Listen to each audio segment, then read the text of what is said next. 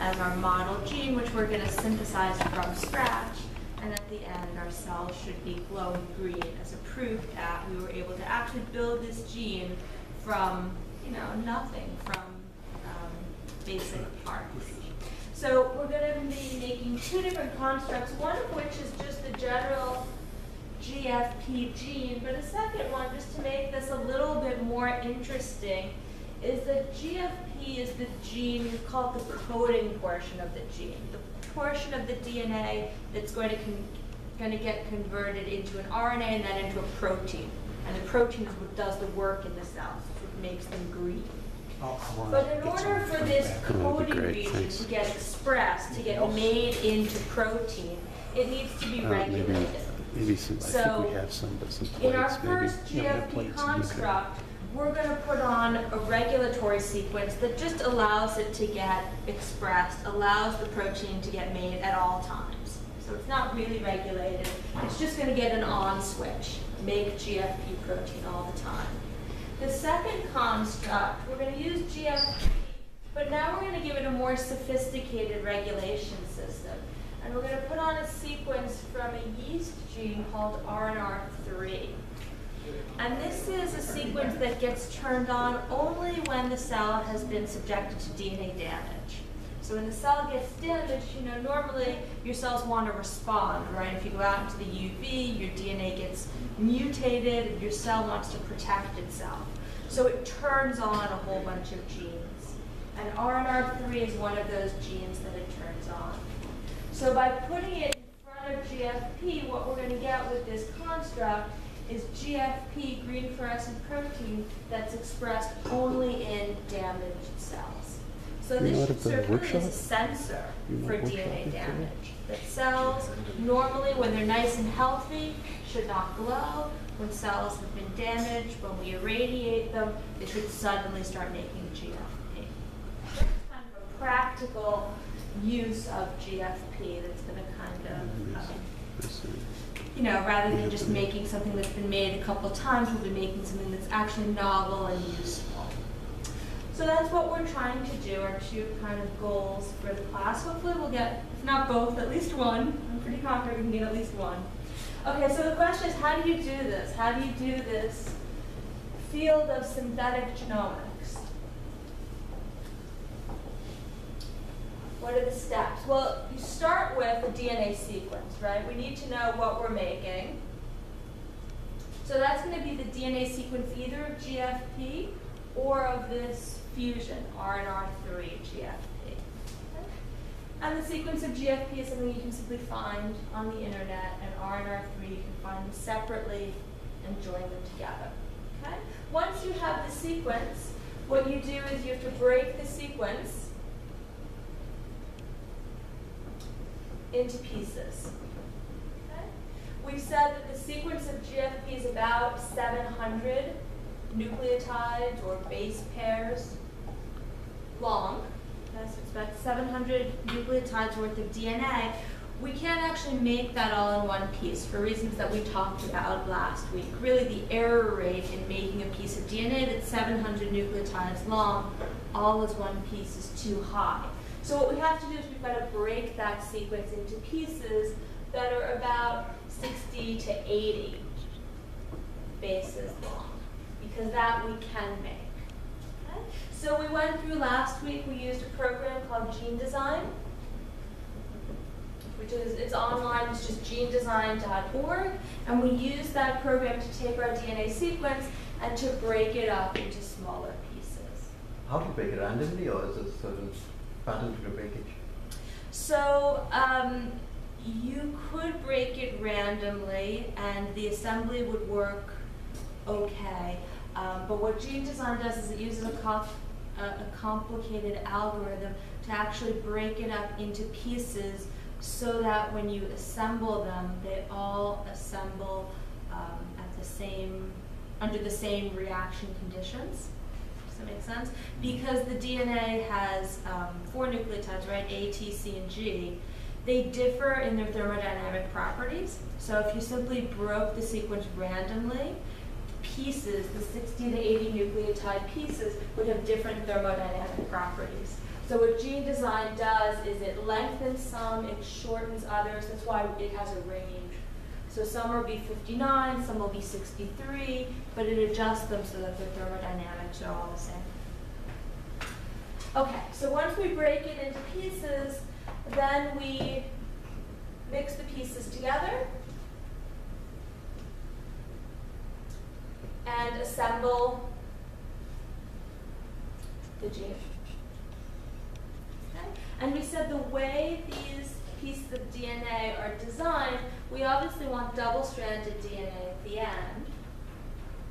What we can make here is only single-stranded DNA. So these little pieces are made by organic chemistry by a company who then sends it to us. So the pieces are designed, they're single-stranded DNA.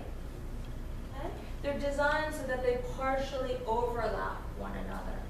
And those partial overlaps allow those pieces to come together because, again, A and T nucleotide base pair together, G and C nucleotide base pair together. So those overlaps allow each of these pieces to come together in the correct order to make the full-length gene. Okay? So what we do is we mix the pieces together, we assemble the gene. We call that T-PCR, or template-less PCR, because there's no template for it. There's only the small pieces that we're assembling together. Now again, for reasons that we talked about last week, this process of assembly tends to be very inefficient. So what you would want is, in an ideal world, all the pieces should come together to make double-stranded DNA. That is pieces 1 through, you have about 20 different pieces. Ideally, you would want them all to come together into a full-length double-stranded piece of DNA. In reality, this process of assembly is very, very inefficient. So what we need is a second step. The second step is an amplification step.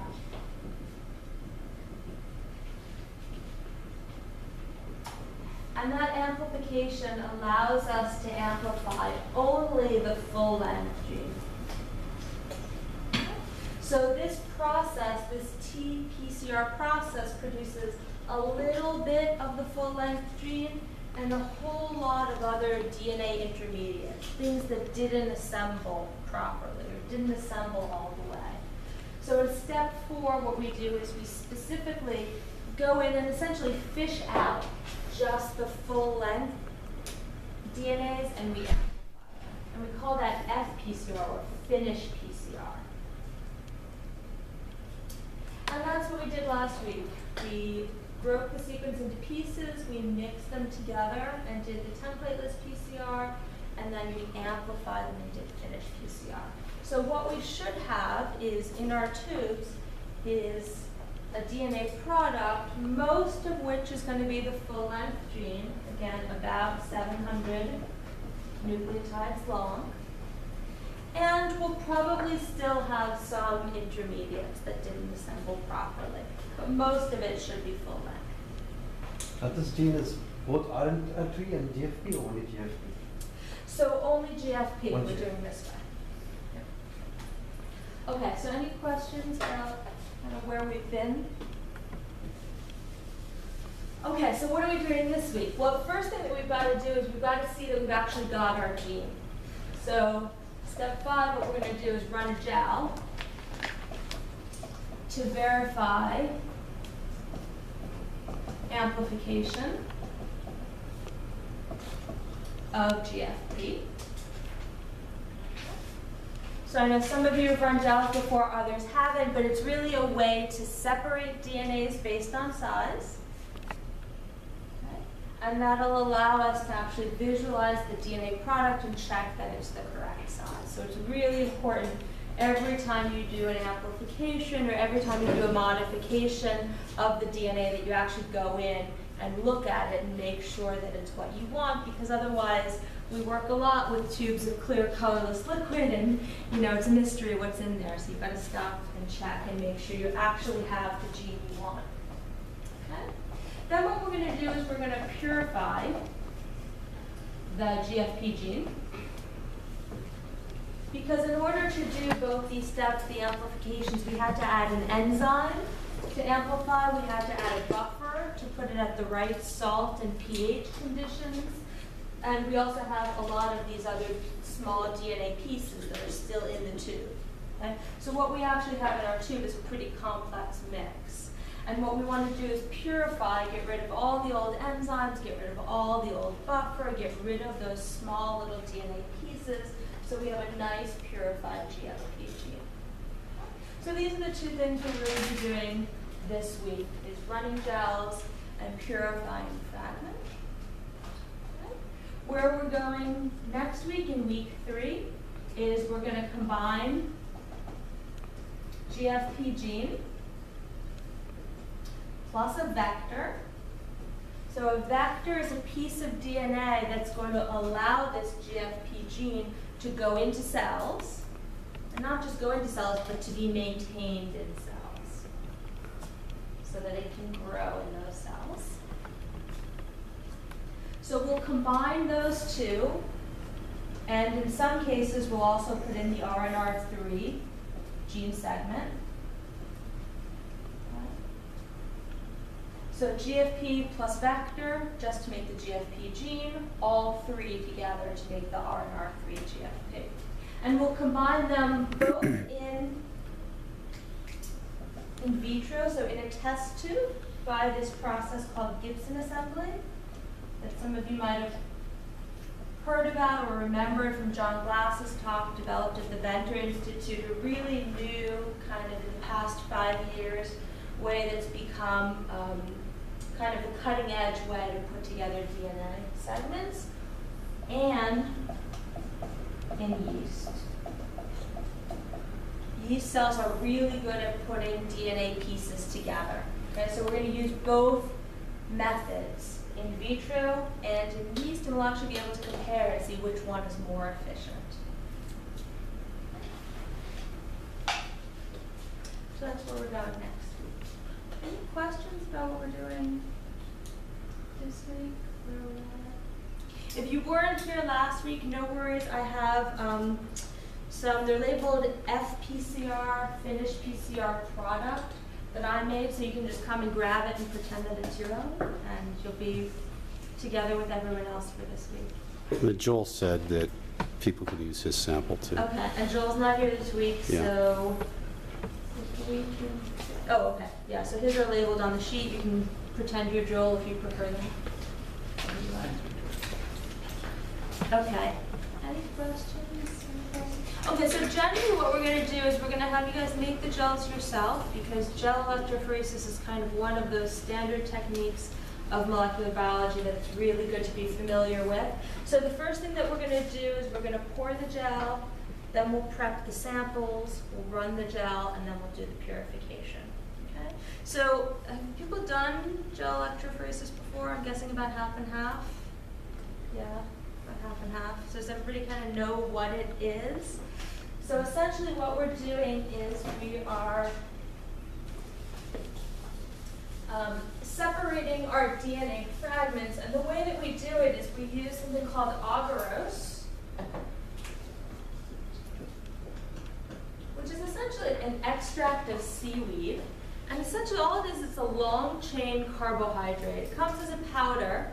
We'll mix it with some buffer, and you'll see it's kind of just like making Jell-O. The powdered agarose will go into solution and become a clear liquid once it gets heated and mixed with the buffer. But essentially what you have is a long chain carbohydrate, which we're then going to pour into those trays. So we'll spread it out into a dish. And what you have in that casting tray is going to be an agarose. Essentially it's a meshwork, again, of carbohydrates, kind of a big net. Okay? And at the top, we're going to use a comb, which are those things with the little teeth sticking out, to put essentially holes, or we call them wells, into the top of our gel. And that's where your DNA gets loaded. So your DNA mixture gets loaded together into one of the wells of the gel. Okay? Then what we do is we apply current to the gel.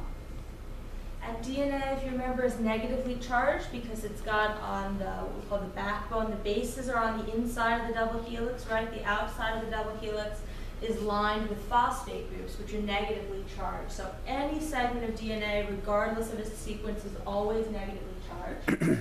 So when we apply current, the DNA is all going to migrate towards the positive electrode. So it'll start to move. Now, what's really important about gel electrophoresis is the reason we use this mesh of agarose is that the DNA has to make its way through that meshwork. Okay? And the way it does it, it's actually called reptation, which is kind of, I think it has something to do with snake-like movement, because that's what the DNA does. It moves towards the positive by reorienting and snaking its way through this meshwork of agarose. A small little piece of DNA, 100 base pairs long, can move its way through that mesh very quickly and easily. A large piece of DNA, a couple thousand base pairs, it's much bigger, it's much harder for it to make its way through that mesh. So the result is that small pieces of DNA move to the bottom of the gel, large pieces of DNA stay at the top of the gel, and all of your DNAs get separated by size, from the smallest at the bottom to the largest at the top. Do the DNA break when they migrate? No, they don't break. They just kind of move their way through the gel. No, they're covalently bound to each other, so it's a very strong bond. Sorry, I missed what this process was called? Gel electrophoresis.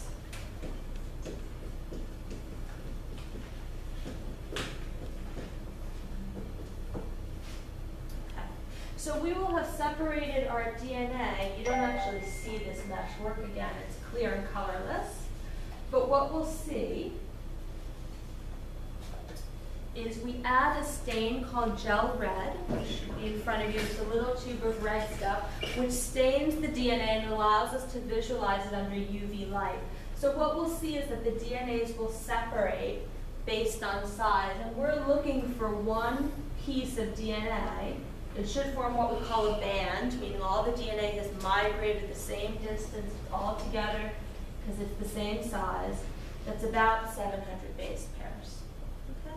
And I'll tell you, I ran mine on a gel. There's some extra bands, which are pieces of DNA that didn't quite assemble. This is your full-length GFP gene. There's going to be smaller pieces of DNA, things that didn't assemble all the way. There might actually be larger things which assembled improperly. But as long as you've got this 700 base pair GFP gene, you should be fine. Okay?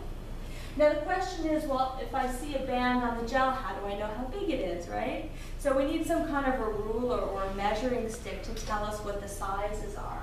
And we call that a DNA ladder.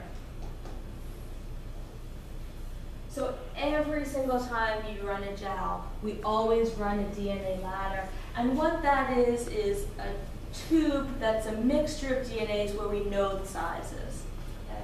And in our case, we're using what's called a 100 base pair ladder, which means it's pieces of DNA that are each separated by 100 base pairs. So this one would be 100 base pairs, 200, 300, 400, 500, 600, 700, 800. Okay? And any piece of DNA you have, you can just go across and compare its migration to the DNA ladder, and you can get an estimate of its size. Okay? So this unknown band, we could estimate it at 1,000 base pairs. Any questions? Okay, so on the gel, we're going to be running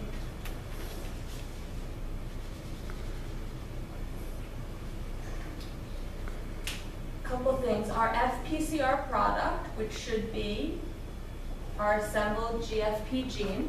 Okay? If you remember from last week, we also had a bunch of controls, right? Things to make sure that things were working properly. So we had our two steps, templateless PCR and finished PCR, and we had controls for both steps. So you want to run those on the gel as well, because if you don't get a band here, you want to know what went wrong. Did I mess up setting up the templateless PCR? Did I mess up setting up the finished PCR? How can I interpret it so I can fit 4 more lanes in here? We had, for our templateless PCR, we had something called the negative control, or NC, right? That's one where we just added water. We're not expecting any amplification. You should get a blank lane. And that confirms that you had no contaminants, there's no contaminating DNA. For the TPCR, we also had a PC, or a positive control. That's something that if you added all the components correctly, it should amplify, it should give you a band. Also, I believe that one's about 700 base pairs as well. Okay?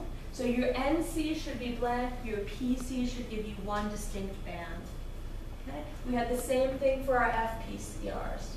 We had an NC, which should be blank, and we had a PC, which should give you one nice band. Okay? So if your gel is absolutely the way we want it, the most beautiful experiment ever, you should get a band for your PCR product, a band for your TPCR PC, and a band for your FPCR PC. And the other 2 should be blank. Why would you get a band for the NC? When would you? Why would you? If you have contaminants, so one thing is, when we share pipettes all the time, if somebody was, preparing DNA and the pipette itself is coated in DNA, that could contaminate your reactions.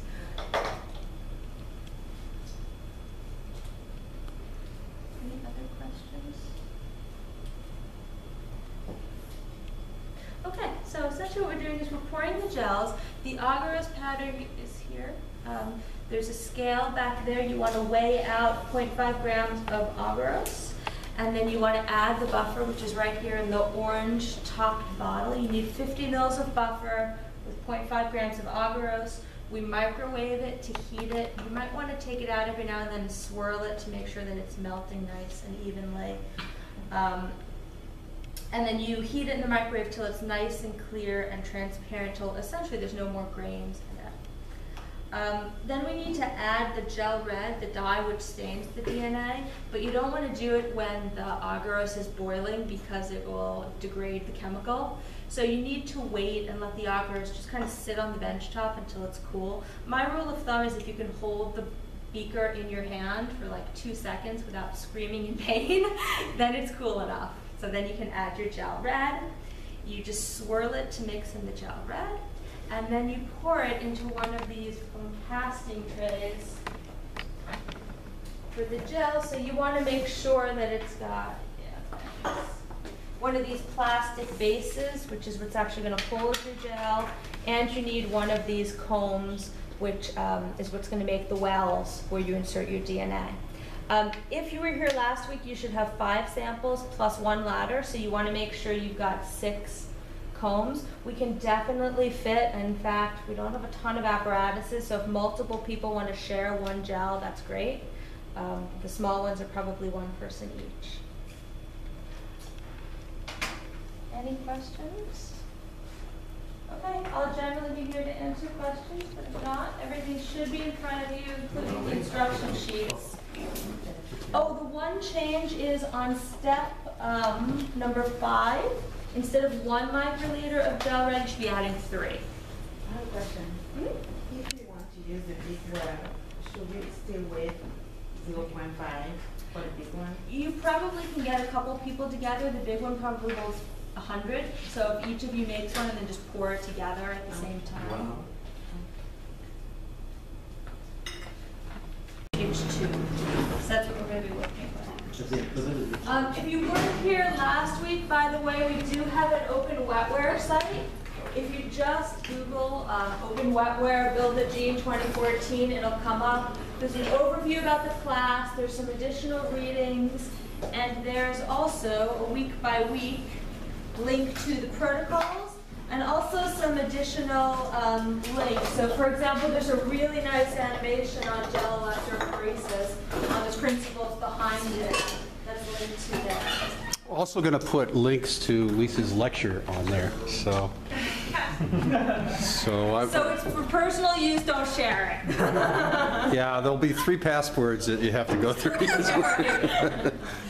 that you attended the class. You know, also, I guess I would encourage you, if you want, to be able to log in onto this and add your own notes as you feel fit, like Tanya is supposed to do. Yeah, you can edit the notes if you've got pictures too. We'd love to have it. Maybe we'll put some of our results up. Yeah. Gel electrophoresis. Right now, it looks like some college professor did it. Let's make it look fun. You know. Okay, so what we're going to do is we're going to purify our DNA product, again, to get rid of the enzyme, to get rid of the old buffers, to get rid of tiny, small, little DNA pieces. So the way we're going to do this is we're going to use what we call spin column, so it's a standard method of purification. We're using the one from a company called QIAGEN, but there's at least a dozen different companies that make them, all variations of the technology. Essentially, what they are is spin columns, you know, a little column. It's these guys here that are purple, so there's a collection tube, we call it, and then the purple column, and you can see there's a white band right there. What that white band is, it's actually a silica matrix right here. And if you remember, silica is positively charged, and DNA is negatively charged. And so the whole principle of the thing is you're taking your DNA in liquid. So the first thing we're going to do is we'll take our DNA, should be 20 microliters of what you have left from your PCR. And step 1, we'll just add water to increase the volume. Then we add 500 microliters of a buffer PB. And then you're going to add it onto the column, and we spin or centrifuge it. So we spin the tube so that the liquid is forced down through the silica matrix, and essentially the negative charged DNA is going to bind to the positively charged silica, and all the extra proteins, small DNA pieces that don't have enough thermodynamic stability to bind well will flow through, buffer will flow through. Okay? So that's the binding step, which is step number 4, where you spin it in the centrifuge. Okay? What you'll wind up with is all of your liquid, that extra buffer PB, and all your waste at the bottom. So all you do is you keep the column, which has what you want, and you just pour out either down the sink or into the waste, everything from the bottom. You put it back in. And now what we're going to do is we're actually going to wash the impurities away, because there's still going to be a little residual impurities left stuck to the DNA. So you add buffer PE, which is essentially a wash. Okay? Just flip it open, you add 750 microliters of PE. Again, you spin it. Again, the DNA should remain bound, but the PE is going to wash through any remaining impurities. You get rid of what's in the bottom, again, by pouring it out. Then you, in step number 9, you repeat the spinning one more time, so 2 washes, okay? And then at the very end, now you've got clean, purified, washed DNA. You want to get it back off the column and into a tube so we can use it in the next step, which is assembly. So what you do now is you get rid of the tube after you're done with the washes. You put it in a large, clean, fresh tube. So you'll see this will just sit in a regular microcentrifuge tube. Okay? And then you add the buffer TE, which is right here. The T is tris, it's just a buffer to keep it at the right pH. EDTA is a chemical that prevents any contaminants from degrading your DNA. Okay? So it's just a standard buffer that we use for DNA. Okay. So you add that into the top of your column. It's really important for step 13, once you add the TE, to let it sit just on the bench top, leave it alone for 1 minute. Essentially what you're doing is you're solubilizing your DNA back off the silica. Okay? So your DNA is going to go back into solution, and then you spin it down again for 1 minute, and in that step your DNA is going to be, we call it eluting, or coming back off the column. So what you wind up with at the very end of step 13, after you're done spinning it, is at the bottom you should have 50 microliters of highly purified DNA that we can then assemble next week. Any questions? You should really only need one column per person because you're only purifying your GFP gene. All the controls you don't need anymore. You can share, there's 2 centrifuges, but again, you want to make sure that the centrifuges are always balanced. So, go and share the spin with somebody else so we have an even number of tubes. Okay. Let me know if there's any questions. The TE, there's only one of them, but it's right up here. And the buffer PB and PE, there should be little tubes of it, again, right next to where the columns were. There should be 3 columns and then a couple things of PE and PB labeled in your racks. Do we put all of the GFP